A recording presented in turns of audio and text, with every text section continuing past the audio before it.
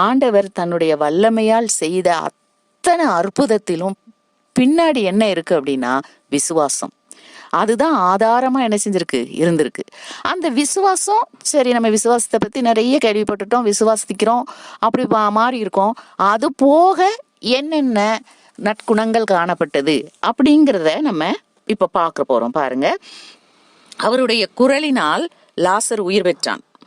அந்த லாசர்கிட்ட இருந்த விசுவாசம் இருந்துச்சு. அது போக என்ன குணம் இருந்துச்சு அப்படின்னா அன்பும் நட்பும். பர்திமேயுவை எடுத்துக்கிட்டீங்கன்னா அவனுக்கு விசுவாசம் இருந்தது, அது போக விடாமுயற்சி இருந்தது. அவனை எத்தனை பேர் அதட்டுனாலும் சரிதான், அவன் ஆண்டவரை நோக்கி சத்தம் போட்டுக்கிட்டே இருந்தான், அவன் விட்டல. அப்ப அந்த விடாமுயற்சி அவனுக்கு இருந்திருக்கு. அதே மாதிரி அந்த 100க்கு அதிபதி பாத்தீங்கன்னா மாறாத விசுவாசம் இருந்தது, அது போக மனத்தாழ்மை இருந்தது. ஆண்டவரே, நீர் என் வீட்டுக்கு வர்றதுக்கு நான் கொடுத்து வச்சவன் கிடையாது, பாத்திரவான் அல்ல, ஒரு வார்த்தை மட்டும் சொல்லுங்கன்னு தன்னை தானே என்ன செய்தான், தாழ்த்துறான். அவரது உடையிலிருந்து வல்லமை பெற்றது யாரு? 12 வருட பெரும்பாடுள்ள ஸ்திரீ. அவகிட்ட விசுவாசம் இருந்தது.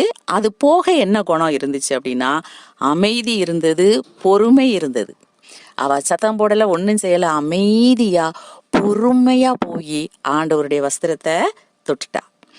அப்போ இதுல பிரதானமா இருக்கிறது விசுவாசம், அது போக அன்பு, நட்பு, மனத்தாழ்மை, விடாமுயற்சி, அமைதி, பொறுமை. இது எல்லாம் இருந்ததுனாலதான் ஏசப்பாவின் வல்லமையை இவர்கள் எல்லாரும் பெற்றார்கள். அப்போ நம்ம கிட்டையும் இந்த மாதிரி குணங்கள் எல்லாம் இருக்கணும். பிரதானமா இருக்க வேண்டியது விசுவாசம். இந்த தேவையான இந்த குணங்கள் எல்லாம் நம்ம கிட்ட இருந்து நம்ம கடவுளுடைய வல்லமைக்காக முயற்சி பண்ணும்போது நிச்சயமாக அவருடைய வல்லமை நமக்கும் கிடைத்து நல்ல பல அற்புதங்களையும் அதிசயங்களையும் நம்ம வாழ்க்கையில நம்ம பெற்று மகிழலாம்.